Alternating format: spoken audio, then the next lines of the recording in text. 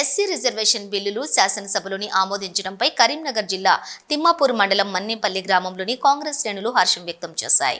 అంబేద్కర్ చౌరస్తా వద్ద పటాకులు కాల్చి రాహుల్ గాంధీ, రేవంత్ రెడ్డి చిత్రపటాలకు క్షీరాభిషేకం చేశారు.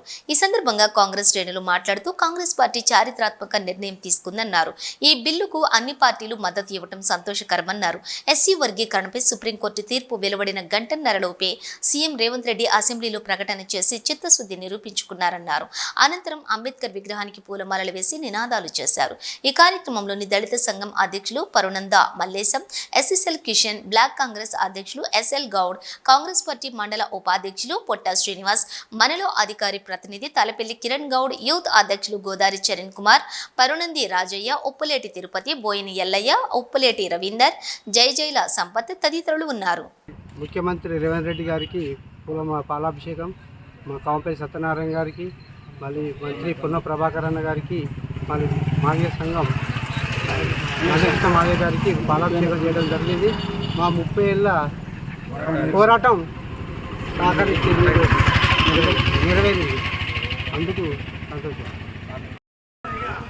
దళిత సంఘాల మన్నెంపల్లి గ్రామశాఖ అధ్యక్షుడు ఆధ్వర్యంలో ఏదైతే దళిత సంఘాలు సంబంధించినటువంటి ఆధ్వర్యంలో ఈరోజు ఏదైతే ఎస్సీ రిజర్వేషన్ను మన రాష్ట్ర ప్రభుత్వం ఆనాడు మందకృష్ణ మాదిగ పోరాడిన ఫలితమే ఈరోజు సుప్రీంకోర్టు ఇచ్చిన విధానం ప్రకారం దేశంలోనే మొట్టమొదటిసారిగా రాష్ట్ర ప్రభుత్వం రేవంత్ రెడ్డి గారి ప్రభుత్వం మరి ఈ మాట ఇవ్వడం జరిగింది.